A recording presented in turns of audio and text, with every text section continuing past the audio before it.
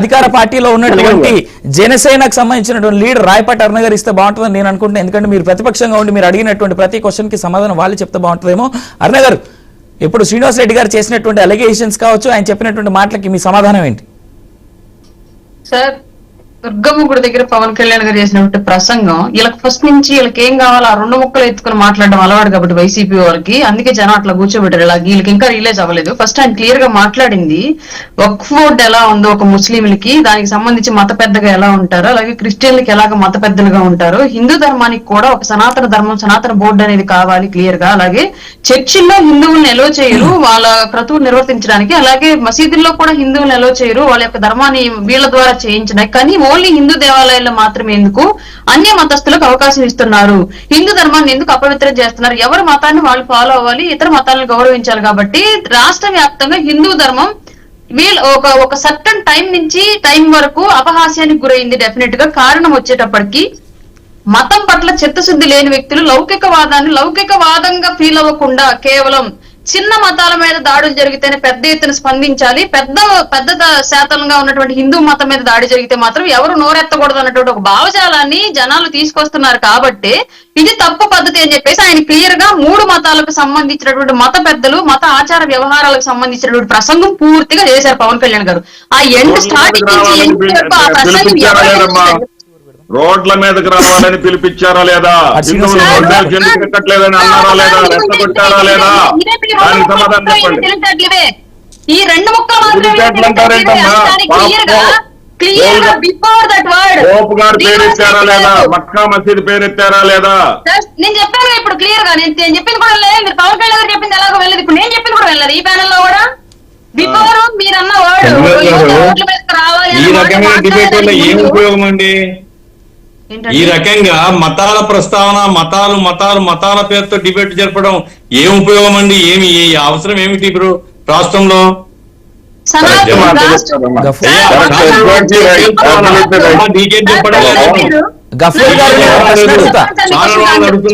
గఫూర్ గారు నేను ప్రశ్న అడుగుతా ప్యానల్ మెంబర్స్ అందరికి కలిపి. సార్ ఒక్క మాట, అన్న గారు ఒక్క నిమిషం. గఫూర్ గారు ప్యానల్ లో ఉన్న మెంబర్స్ అందరు నేను ఒక ప్రశ్న అడుగుతానండి. ఎలక్షన్స్ లో అందరూ నిల్చుకుంటున్నారు, అన్ని పార్టీలు ఎలక్షన్స్ కి వెళ్తాయి, అన్ని పార్టీలు ఓట్లకి వెళ్తాయి. ఓట్లకి వెళ్ళినప్పుడు మతం ఆధారంగా, కులం ఆధారంగా మీరు ఓట్లు అడగట్లేదా?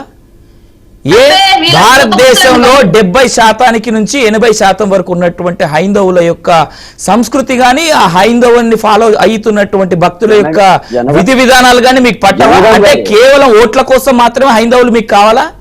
కేవలం ఓట్లప్పుడు మాత్రమే మీకు మతం కావాలి కానీ ఆ తర్వాత వాళ్ళ విశ్వాసాలకి ఏ దెబ్బ తగిలినా మీకు అవసరం లేదా?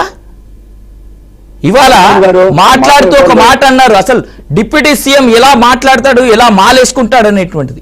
అతని పర్సనల్ జీవితాన్ని కూడా మీరు క్వశ్చన్ చేస్తున్నారంటే అది తప్పు కాదా? మీరు సమయం లేకుండా మీరు మాట్లాడుకుంటుంటే మేమేదో గాడులు కాయడానికి సమయం నాకు సమయం ఇస్తే చెప్తాను, నేను ఇస్తున్నాను సార్, చెప్తాను నేను. మీరు మాట్లాడండి సరే. మీరు మాట్లాడేంత వరకు మిగిలిన ప్యానెల్ మెంబర్స్ ఎవరు మాట్లాడరు, మాట్లాడండి సార్. అయ్యా నాకు నేను మతం లేదు, నేను కులం తరఫున మతం తరఫున మాట్లాడేవాడిని కాదు. ఈ రోజు భారత రాజ్యాంగం లౌకిక రాజ్యాంగం, దాని మీద ప్రమాణం చేసి పవన్ కళ్యాణ్ గారు డిప్యూటీ చీఫ్ మినిస్టర్ అయినారు. ఆయన అక్కడ కల్తీ జరిగితే కల్తీ మీద యాక్షన్ తీసుకోండి, ఎవరికేం అభ్యంతరం లేదు. కానీ దానికి మతానికి లింక్ పెట్టి భావావేశాన్ని రెచ్చగొట్టడం అనేటువంటిది సరైనది కాదు. అది పవన్ కళ్యాణ్ గారు చేసినా, చంద్రబాబు నాయుడు గారు చేసినా.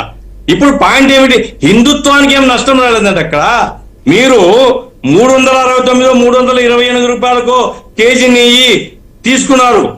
కేజీ నెయ్యి తీసుకోవడం, అక్కడ ఉన్నటువంటి ఈఓ ఏం చేస్తున్నాడు, అక్కడ ఉన్నటువంటి బోర్డు ఏం చేస్తుంది, అక్కడంతా చాలా మంది అన్ని పార్టీలకు సంబంధించిన వాళ్ళు, అన్ని పార్టీలు కాదు, ఆ దేశంలో ఉండేటువంటి వాళ్ళందరూ ఉన్నారు. బీజేపీ సానుభూతి పరులు ఉన్నారు. బీజేపీ వాళ్ళు చెప్పి కొంతమందిని వేయించారు. వాళ్ళందరూ ఏం చేస్తున్నారు? గడ్డి బిక్తున్నారా? 369కి ప్యూర్ నెయ్యి ఎక్కడైనా వస్తుందా? ఆవు నెయ్యి. ఇవన్నీ ఆలోచించాలి కదండి. ఏమైనా తప్పు జరిగిందే మీరు విచారణ జరపండి. ఈ డైరీ కాకపోతే ఇంకా 3-4 డైరీలని మీరు పంపించండి ల్యాబ్కు. ఆ రకంగా నేరస్తుల మీద చర్య తీసుకోండి. అంతవరకే తప్ప దీనికి మతాలకు లింక్ చేసి మతాల మధ్య ఘర్షణగా మార్చొద్దు అనేది నేను చెప్తున్నాను. ఇప్పుడు రాయపాటి అరుణ గారికి కూడా అదే చెప్తున్నాను నేను. పవన్ కళ్యాణ్ గారు ఒక మత నాయకుడిగా ఆయనకు ఓట్లేదమ్మా. ఆయన ఒక సినిమా హీరో, ఆయన ఒక పార్టీ పెట్టాడు, జనం ఆయన మెచ్చి ఓట్లేస్తారు. ఆయన సినిమా హీరోగా భావించారు తప్ప ఆయన హిందూ మత నాయకుడుగా జనం భావించలేదు. ఆయన ఒక రాజకీయ పార్టీగా తీసుకున్నారు, ఓట్లేసినారు. దయచేసి మీరు ఇష్యూను ఏదైతే కల్తీ జరిగిందో దాన్ని విచ్చిత్తై మీరు ఏ చర్య తీసుకున్నా, ఎవరిని శిక్షించినా ఎవరికేం బాధ లేదు. వైసీపీ పార్టీ వాళ్ళు అనవసరంగా మీదేసుకొని అక్కడేదో జరిగితే జగన్మోహన్ రెడ్డిని సంబంధించాలా, విచారణ జరుపుకోండి చెప్పాలా, అది చేయడం లేవాళ్ళు. అదేదో మొత్తం తమ నెత్తి మీద వేసుకుంటున్నారు, అది తప్పు. కాబట్టి అక్కడ ఈఓ గాని అక్కడ ఉన్నటువంటి బోర్డు గాని అక్కడ ఎవరు ఏమిటి అనేటువంటి తేల్చాలి తప్ప దాన్ని వదిలిపెట్టి దానికి మతం రంగు పులిపి మతాల మధ్య ఘర్షణగా నువ్వు క్రిస్టియన్వా, నువ్వు హిందువా, అదే ఇదా, ఏం అవసరం ఉంది ఇక్కడ? ఇప్పుడు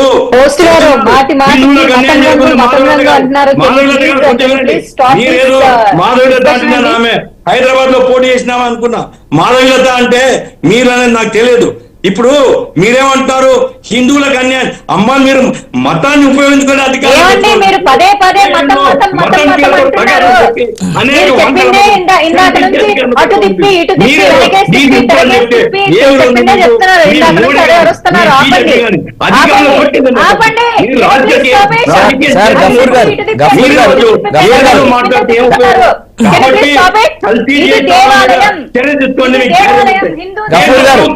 ప్యానల్ మెంబర్స్ అందరు విచారణ జరిపి ఉరి శిక్ష ప్యానల్ మెంబర్స్ అందరికి ఒక రిక్వెస్ట్ చేస్తా.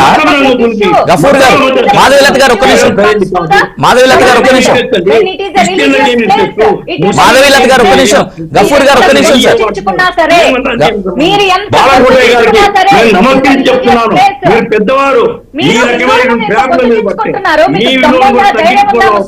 దయచేసి ఇచ్చిన ఇచ్చుగా చూడండి తప్ప దాని మతం రంగు పులవడం మాత్రం మంచిది కాదు. గఫూర్ గారు ఒక్క నిమిషం, గఫూర్ గారు ఒక్క నిమిషం.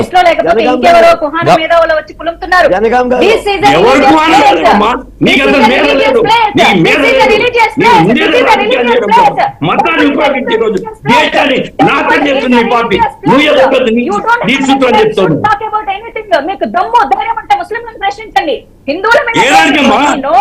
మాధవీలత గారు తిరుపతి జిల్లాకి ఏం మాట్లాడుతున్నావు? ముస్లింల మీద ఏం మాట్లాడతావు?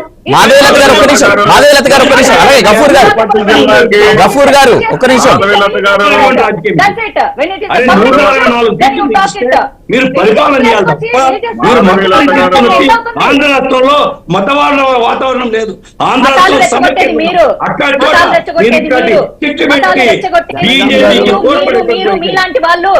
గఫూర్ గారు ఒక్క మాట, గఫూర్ గారు నేను ఒక స్టేట్మెంట్ చేయొచ్చా? నాకు తెలిసి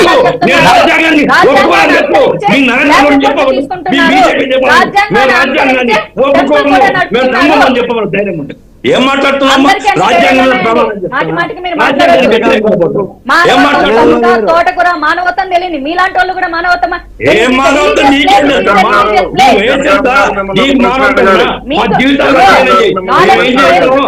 మానవత్వం ఉందో లేదో విలువలేంటో మాధవీలత గారు, గఫూర్ గారు ఇద్దరిని రిక్వెస్ట్ చేసేది కాస్త కామ్ డౌన్. మాధవీలత గారు, గఫూర్ గారు కామ్ డౌన్. గఫూర్ గారు